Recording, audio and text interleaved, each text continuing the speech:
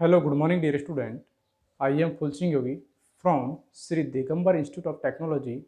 Bhandaraj Mode, Dosa. Today, I will be discussed about analysis of rate. This topic is related BTech 6th semester civil branch according to RT syllabus estimate subject. Upon discuss कर रहे थे इससे पहले अपने estimate subject के video के बारे में डिस्कस किया था और उनसे प्रीवियस जो वीडियो थे उनमें अपने डिस्कस किया था वैल्यूएशन का कि आपकी जो प्रॉपर्टी है उसकी वैल्यूएशन किस तरीके से आप फाइंड आउट करेंगे। और यदि मैं अपने प्रीवियस वीडियो की यदि आप बात करें कि आपने देखा था कि एस्टीमेट फाइंड आउट किया था आपने कितनी क्वांटिटी के अंदर आपको काम करना पड़ रहा है, कोई भी पर्टिकुलर आइटम्स का कितनी क्वांटिटी में उसकी वर्क की आपने किया है। तो यदि अगर आप आज डिस्कस करेंगे कि रेट एनालिसिस कि कोई पर्टिकुलर आइटम्स जो होता है उसकी रेट कितनी होती है यूनिट वाइज, और उससे कैलकुलेट करके अपन क्या करेंगे कि आपकी जो बिल्डिंग आपने जो बनाई है, कंस्ट्रक्शन जो आपने किया है, उसकी टोटल कॉस्ट किस तरीके से आप फाइंड आउट करेंगे कि आपको आपकी जो बिल्डिंग बनाई है उसमें कितना खर्चा आएगा, और कौन सा मटेरियल कितनी क्वांटिटी में लगेगा और उसका कितनी रेट में लगेगा, और रेट के माध्यम से आप बता सकते हैं कितना आपका जो खर्चा आने वाला है। तो ये रेट एनालिसिस से पर्टिकुलर आइटम्स वाइज आपको पता चलता है कि आपकी जो बिल्डिंग है वो इतने कॉस्ट के अंदर बन पाएगी या इतने रुपए के अंदर बन पाएगी। तो अपन फर्स्ट वंस यदि मैं बात करूँ कि रेट एनालिसिस, जो analysis of rate, upon rate को किस तरीके से एनालाइज करेंगे कि किस तरीके से आप डिटरमाइन करेंगे कि आपको कोई कंस्ट्रक्शन जो किया गया है, कोई वर्क आप जो कर रहे हैं उसको किस तरीके से आप फाइंड आउट करेंगे। तो यदि मैं बात करूं कि ये किस चीज़ के ऊपर डिपेंड करता है कि आपकी जो रेट है वो कम ज़्यादा हो सकती है। रेट एनालिसिस जब आप करेंगे तो आप देखेंगे कोई बिल्डिंग है, ठीक है, तो कहीं पर वो सस्ती बन जाती है यानी कम पैसों में बन जाती है और कहीं पर वो ज़्यादा पैसे में बन जाती है। तो वो किस चीज़ के ऊपर डिपेंड करती है। सपोज दैट वैसे अगर मैं बात करूँ, कहीं पर आपने बिल्डिंग बनाई और बिल्डिंग यदि ऐसी जगह पर बनाई है जहाँ पर आपका स्टोन अवेलेबल है, लेबर अवेलेबल है, ठीक है, और वो कम पैसे में अवेलेबल है, तो वहाँ पर की जो बिल्डिंग आपने बनाई है वो कम पैसे में आपकी बन जाएगा। और यदि दूसरी बात करी जाए कि यदि कहीं ऐसी जगह पर बनाए जैसे सिटी के अंदर बनाते हैं तो वहाँ पर लेबर इजीली अवेलेबल नहीं होती है, वहाँ पर रेट ज़्यादा होती है। और यदि आप ये कहें कि मटेरियल भी वहाँ पर अवेलेबल नहीं होता, मटेरियल भी आपको दूसरी जगह से लाना पड़ता है जहाँ पर ट्रांसपोर्ट फैसिलिटी नहीं होती है, ऐसी जगह पर आप अगर बिल्डिंग बना रहे हैं तो उसकी जो कॉस्ट है वो ज़्यादा आएगी, तो ये बहुत सी चीज़ें जिन पर डिपेंड करती है कि आपको जो रेट है वो कम ज़्यादा हो जाती है। तो आज अपन डिस्कस करते हैं the rates of the particular item of work depend on the following यानी कि इन चीज़ों के ऊपर ये डिपेंड करता है। फर्स्ट यदि मैं बात करूं स्पेसिफिकेशन ऑफ द वर्क, आप जो वर्क जिस टाइप का आप कार्य कर रहे हैं वो उसको स्पेसिफिकेशन के ऊपर डिपेंड करेगा कि आपका वो जो स्पेसिफिकेशन किस टाइप का आपका वर्क है। इसमें यदि आप देखेंगे मटेरियल क्वांटिटीज और क्वांटिटीज ऑफ मटेरियल, यानी कि आप ये कहेंगे कि आप जो किस टाइप का जो वर्क कर रहे हैं उसके अंदर कितनी क्वांटिटी में कौन सा मटेरियल आपका लग रहा है। Proportional of the motor method of the construction operation, यदि आप ये कहेंगे कि आप जो मोटार के अंदर जो मसाला आप जो लगा रहे हैं, मोटार जो लगा रहे हैं वो किस रेशो में अगर आप लगा रहे हैं, किस अनुपात में आप लगा रहे हैं, ठीक है, जिसकी वजह से भी आपकी जो प्रॉपर्टी आपकी जो कंस्ट्रक्शन जो आप कर रहे हैं स्ट्रक्चर का, तो वो डिपेंड करेगा आपके मटेरियल की रेट पर डिपेंड करेगा कि आप कितनी क्वांटिटी में आप मटेरियल लगा रहे हैं। सपोज दैट जैसे अगर बात करेंगे कि कोई जैसे अपन आरसीसी का वर्क कर रहे हैं और आरसीसी में कोई लोग तो ऐसे होते हैं जो कि ज़्यादा सीमेंट लेते हैं, जो 1:6 में ले लेते हैं, कोई 1:2 में ले लेता है, कोई 1:3 में लेता था। तो वो जैसे सीमेंट और उसका रेशो है वो, ठीक है। मोटार की अगर मैं बात करूँ, मोटार क्या होता है कि आपका जो बजरी है, सेंड और सीमेंट का रेशो होता है, तो कई ज़्यादा अगर आप सीमेंट ले रहे हैं तो उसकी जो रेट है वो क्या होगी, ज़्यादा बढ़ जाएगी। और यदि आप सेंड कम ले रहे हैं और सीमेंट ज़्यादा ले रहे हैं, रेट बढ़ जाएगी। और अगर आप उल्टा कर दें कि अब जो क्या सेंड की क्वांटिटी बढ़ा दें और सीमेंट की क्वांटिटी घटा देते हैं तो आपकी जो रेट है वो कम पड़ जाएगी। तो अपनी क्या है कि फर्स्ट जो चीज़ें है डिपेंड करती है कि आपको जो मटेरियल्स क्वांटिटी ऑफ मटेरियल्स के प्रोपोर्शनल के ऊपर वो मोटार पर डिपेंड करता है पहले। नेक्स्ट यदि मैं सेकंड पॉइंट की मैं बात करूं, quantities of the materials and their rates,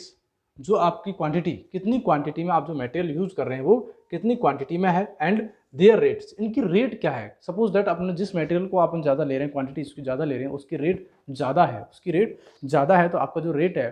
आपके जो कंस्ट्रक्शन जो कर रहे हैं उसका जो कैपिटल कॉस्ट है वो बढ़ जाती है। नेक्स्ट, यदि आप इसमें क्या है कि number of different types of the labours and their rates, यदि आप ये इस चीज़ के ऊपर डिपेंड भी करेगा कि आपकी जो लेबर है वो कितने नंबर में है और किस टाइप की वो लेबर है। यदि आप जैसे कहें कि अगर लेबर जो है वो ज़्यादा रेट वाली है और उसकी जो क्वांटिटी है वो ज़्यादा है, तो आपकी रेट डिपेंड जो करेगा, जो बढ़ेगी वो रेट। और यदि आपका कम रेट वाले लेबर ज़्यादा है तो वो रेट आपकी घट जाएगी। देयर रेट्स, इनकी रेट क्या है जो लेबर की आप लगा रहे हैं। ठीक। नेक्स्ट, यदि थर्ड पॉइंट की यदि मैं बात करूँ कि थर्ड पॉइंट जो होता है आपका,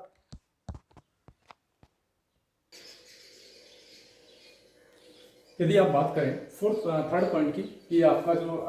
रेट फाइंड आउट करने के लिए डिपेंड करता है वर्क्स, वो थर्ड पॉइंट क्या है कि यदि आप कहें कि location of the site of work, कि आप ये कहेंगे कि आपकी जो लोकेशन है वो किस टाइप की है। लोकेशन आपकी कहाँ कहाँ पर लोकेशन है, आपकी जो साइट है वो कहाँ किस लोकेशन पर है, उसके ऊपर भी डिपेंड करेगा। सपोज दैट आपकी जो साइट है वो इस जगह की इस तरीके की लोकेशन है जहाँ पर ट्रांसपोर्ट की फैसिलिटी सही नहीं है या फिर मटेरियल अवेलेबल नहीं है, तो वो आपका जो खर्चा है, रेट है, वो बढ़ जाती है। तो आप इसमें ये कहें कि location of the site of work and it's distance from the sources of material, यानी कि आपको जहाँ जिस सोर्स से आपको मटेरियल चाहिए, जो मटेरियल जहाँ पर मिलते हैं वहाँ से कितनी दूरी पर, किस डिस्टेंस पर है, वो भी डिपेंड करता है। यदि ज़्यादा दूरी पर है तो उसकी रेट बढ़ जाती है और यदि कम दूरी पर तो उसकी रेट घट जाती है। नेक्स्ट मैं बात करूँगा and the rate of the transport, यानी कि आपको जो ट्रांसपोर्ट की जो रेट है वो किस रेट में है, अवेलेबिलिटी ऑफ द वाटर, यानी आपको जो वहाँ पर वाटर अवेलेबल है या नहीं है, इस चीज़ के ऊपर भी डिपेंड करता है। सपोज दैट जैसा अगर आपने रेगिस्तान का बिल्डिंग कंस्ट्रक्शन कर रहे हैं, वहाँ पर वाटर अवेलेबल नहीं है, आपको बिल्डिंग कंस्ट्रक्शन करना है, वहाँ पर वाटर बहुत ज़्यादा चाहिए, अगर आप दूर से उसको ट्रांसपोर्ट कर रहे हैं तो उसका रेट है वो बढ़ जाएगा, उसका जो खर्चा है वो बढ़ जाता है। यदि पास में है तो वो इजीली क्या है आपको अवेलेबल हो जाएगा, अवेलेबल अगर आपको हो जाता है तो उसका जो कॉस्ट है वो घट जाएगी, कॉस्ट घट जाएगी तो उसकी आपकी रेट है वो भी घट जाती है। नेक्स्ट यदि मैं बात करूँ द प्रॉफिट एंड मिससेलेनियस, यानी कि आपको जो कॉन्ट्रैक्टर जो होता है वो आप जो बिल्डिंग जो बना रहा है उसमें से कितना वो प्रॉफिट लेना चाह रहा है, ठीक है। और एंड मिससेलेनियस, यानी जो फुटकर छोटे मोटे जो खर्चे होते हैं वो उसको मिससेलेनियस बोलते हैं, यानी छोटे मोटे फुटकर जो खर्चा होता है, ठीक है। नेक्स्ट यदि कहेंगे overhead expenses of the contractor, जो आपका जो ओवरहेड जो होता है एक्सपेंसेस जो होता है आपका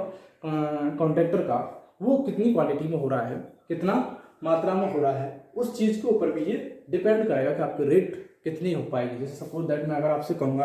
कि ओवरहेड कॉस्ट क्या होती है, ओवरहेड कॉस्ट क्या होती है, जैसे सपोज दैट अपन जहाँ पर कहीं पर ऑफिस वर्क आपने लिया है, जिसका कहीं पर साइट जहाँ के उसके पास में कोई ऑफिस लिया, उसका किराया आपको देना है, तो वो हेड वर्क में ही आता है, आपका ओवर हेड वर्क में ही आता है। या फिर आप टैक्स दे रहे हैं वो भी उसके अंदर आता है, या फिर सुपरवाइजर आप बना रहे हैं, कहीं पर सुपरवाइजर आपने रखा है जिसका अपन खर्चा दे रहे हैं, या फिर आपने उसका सैलरी दे रहे हैं, तो वो सब ओवर हेड वर्क के अंदर कंसिडर किया जाता है। या फिर जैसे सिविल इंजीनियर, कोई भी इंजीनियर जो आता है कुछ टेम्प्रेरी टाइम के लिए आता है, तो उनका खर्चा भी आप किसमें आएगा कि ओवर हेड वर्क के अंदर आता है। नेक्स्ट यदि मैं बात करूँगा कि टास्क क्या होता है। अधिकतर लोग इसमें कंफ्यूज रहते हैं टास्क और आउटपुट में या आउटटर्न वर्क। जो स्किल अगर आप बात करें कि जैसे कैसे डिपेंड करेगा कि एक आदमी एक दिन में कितना कार्य करता है, किस टाइप कार्य है, वो कितनी क्वांटिटी में कर पाएगा, ठीक है। तो वो डिपेंड करता है आपका किस टाइप का है, कितनी क्वांटिटी में कर पाएगा। जैसे अगर मैं रेट की मेन रूप से अगर मैं बात करूँ कि रेट जो एनालिसिस है वो मेन रूप से दो चीज़ों के ऊपर डिपेंड होता है, एक तो मटेरियल के ऊपर डिपेंड होता है और दूसरा लेबर के ऊपर डिपेंड करता है। इसमें यदि आप लिखना चाहें तो आप ये कह सकते हैं कि रेट एनालिसिस जो है वर्क आउट पेमेंट जो आप पर्टिकुलर आइटम्स ऑफ वर्क जो डिपेंड है वो टू चीज़ों के ऊपर डिपेंड है। फर्स्ट है मटेरियल, कि आपके जो मटेरियल है वो कितनी क्वांटिटी में लग रहा है, कितनी मात्रा में लग रहा है और कैसे लग रहा है मटेरियल्स। एंड यदि मैं बात करूँ सेकंड जो पार्ट होता है वो होता है लेबर। तो लेबर जो है वो किस टाइप की लेबर है और कितनी क्वांटिटी में आपकी लेबर लग रही है। तो ये दो चीज़ों के ऊपर आपकी रेट जो है बिल्डिंग कंस्ट्रक्शन की या फिर कोई भी कंस्ट्रक्शन वर्क की, वो इन चीज़ों के ऊपर डिपेंड करता है कि आपका जो रेट है वो किस रेट में आपके पड़ेगा,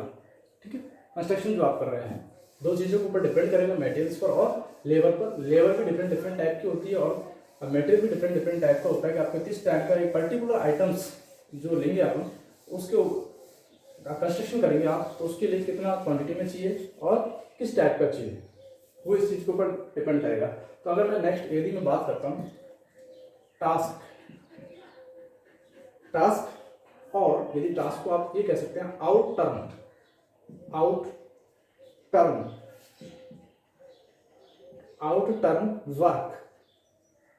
टर्म वर्क, ये इंपॉर्टेंट है, ये आपका आना चाहिए कि किस टाइप का आप कंस्ट्रक्शन कर रहे हैं, आप किस टाइप का कार्य कर रहे हैं और उसके लिए आउट टर्न आपको कितना मिल रहा है। तो फर्स्ट मैं बात करूंगा कि टास्क और आउट टर्न होता क्या है। यदि आप ये कहेंगे कोई भी एक स्किल्ड लेबर यानी सक्षम एक आदमी है, वो एक दिन में कितना कार्य कर रहा है, वो आपका कहलाएगा आउट टर्न वर्क। कौन, ऐसे तो बच्चा भी कार्य करता है, बूढ़ा भी कार्य करता है, यंग भी कार्य करता है, लेकिन अगर आप ये कहें कोई विकलांग आदमी है वो भी कार्य कर रहा है, तो वो एक दिन में ज़्यादा करता है, कोई कम करता है, ठीक है, तो उसको नहीं माना जाता। ये माना जाता है कि एक स्किल्ड जो सक्षम कारीगर या फिर सक्षम लेबर जो होती है वो एक दिन में कितना आउटपुट देती है, कितना कार्य करती है, उसे आप क्या कहेंगे, टास्क या फिर आउट टर्न वर्क कहते हैं, या फिर उसे आउट टर्न वर्क कहते हैं। इसकी आप डेफिनेशन लिख सकते हैं, the capacity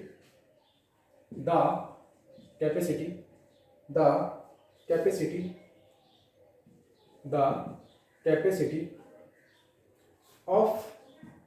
doing work, the capacity of doing work by a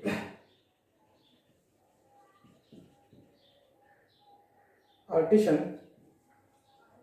या स्किल्ड लेबर और स्किल्ड लेबर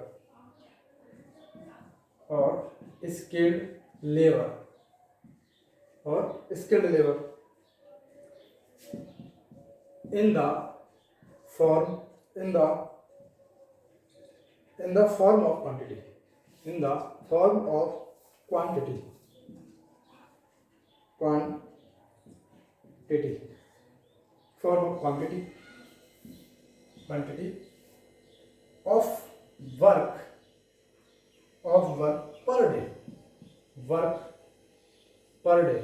of work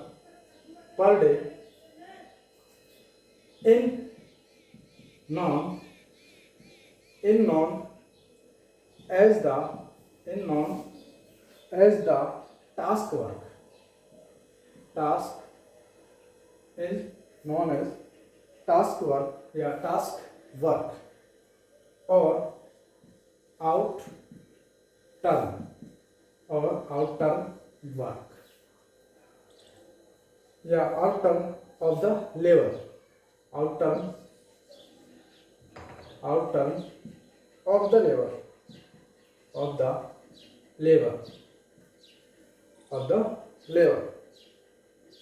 आप ये कहेंगे कि the capacity of doing work, जो कैपेसिटी होती है किसकी, कार्य करने की, बाय आर्टिसन और स्किल्ड लेबर, जो आर्टिसन और स्किल्ड लेबर की, in the form of the quantity of the work, यानी कि जो कितनी क्वांटिटी में वो कार्य कर रहे हैं, एक सक्षम या स्किल्ड लेबर जो है वो एक दिन में कितना कार्य कर रही है per day, in known as the task work or out turn of the labour. आप ये कहेंगे कि ये आउट टर्न वर्क होता है या फिर स्किल्ड टास्क होता है, ठीक है। तो जैसे मैंने पहले बताया था कि एक सक्षम कारीगर या मिस्त्री, रेलदार, जो भी आप जो उसका काम में कार्य कर रहा है वो एक दिन में स्किल्ड वाला आदमी कितना कर रहा है, वो आपका टास्क होता है या फिर आउट टर्न वर्क होता है। ये अलग अलग क्वांटिटी में कार्य करेंगे और इसके अगर मैं बात करूँगी किस टाइप का कार्य है उसके लिए वो कितनी क्वांटिटी में कार्य कर सकता है। जैसे सपोज दैट मैं यदि आपसे कहूँगा कि कोई आरसीसी का वर्क करवा रहे हैं तो वहाँ पर कोई एक आदमी कितना कार्य करेगा। सपोज दैट आप एक्सक्यूवेशन करवा रहे हैं, नीम की खुदाई करवा रहे हैं, तो वहाँ पर वो कितना कार्य करेगा, और वो भी डिपेंड करेगा कि आपको जो रॉक्स जो मिट्टी की एक्सक्यूवेशन करना है वो रॉक टाइप की है, ऑर्डिनरी सॉइल है या हार्ड सॉइल है, ठीक है। तो उन चीज़ों के ऊपर भी डिपेंड करेगा। यदि मैं बात करूँगा ब्रिक मशीनरी करवानी है, वहाँ पर वो आदमी कितना कार्य करेगा, ठीक है। सपोज दैट आपको विंडो लगवानी है, डोर लगवानी है, तो वो कितना कार्य करेगा, तो वो स्किल्ड आदमी के ऊपर डिपेंड करेगा कि आपको जो स्किल्ड लेबर है वो कितना कार्य करते हैं। तो ये सारी चीज़ें डिपेंड करती है आपके क्वांटिटी पर और किस टाइप का आपका मटेरियल है उस चीज़ के ऊपर भी डिपेंड करता है। इसलिए यदि मैं आपसे कहूँगा कि सपोज दैट कोई भी आप कार्य ले रहे हैं, जैसे सपोज दैट आपने ब्रिक वर्क का कार्य लिया है, आपने इसका ब्रिक वर्क यदि आप कार्य कर रहे हैं तो ब्रिक वर्क में यदि आप ये कहें कि एक आदमी जो लेबर है, जो मिस्त्री है, वो एक दिन में कितने चिनाई करता है, कितना आउटटर्न देता है, ठीक है। या फिर आप ये कह दें कि एक तो प्लिंथ लेवल में मोटार में चिनाई करेंगे, प्लिंथ आपको पता है ब्रिक मशीनरी करवानी है, लेकिन सुपर स्ट्रक्चर में करवानी है या फिर प्लिंथ लेवल तक करवानी है। सुपर स्ट्रक्चर प्लिंथ लेवल से ऊपर वाला जो पार्ट होता है वो सुपर स्ट्रक्चर होता है, और प्लिंथ लेवल से नीचे वाला जो पार्ट होता है वो प्लिंथ और फाउंडेशन वाला पार्ट होता है। उसके अंदर अगर आप ब्रिक मशीनरी कर रहे हैं तो कितनी क्वांटिटी में करेगा। सपोज दैट यदि मैं आपसे कहूँ तो पर्टिकुलर आइटम्स जो होता है और क्वांटिटी और पर डे में वो कितना करेगा, कितनी क्वांटिटी में वो कार्य करेगा। सपोज दैट यदि अपन जो लेते हैं या तो किस में लेंगे, क्यूबिक मीटर, या तो मीटर में क्वांटिटी लेंगे या फिर आप फिट के अंदर क्वांटिटी लेंगे, ठीक है। या तो आपको फिट में लेनी पड़ेगी या फिर इसे आप कह सकते हैं क्यूबिक मीटर, या फिर कह सकते हैं क्यूबिक फिट के अंदर जो क्वांटिटी अपन लेंगे कि आपके जो स्किल्ड लेबर है वो इतना एक दिन में इतना कार्य करती है। इस तरीके से आप फाइंड आउट करेंगे। नेक्स्ट क्लास के अंदर अपन डिस्कस करेंगे, एक इंडिविजुअल पार्ट लेंगे, कोई आइटम्स लेंगे और अपन देखेंगे कि एक जो सक्षम स्किल्ड लेबर है वो एक दिन में कितना कार्य करती है, कितना आउटटर्न देती है। इंपॉर्टेंट जो भी जो पॉइंट हैं, आइटम्स हैं, ठीक है, पर्टिकुलर आइटम, उनके बारे में अपन नेक्स्ट वीडियो में डिस्कस करेंगे। Thank you so much.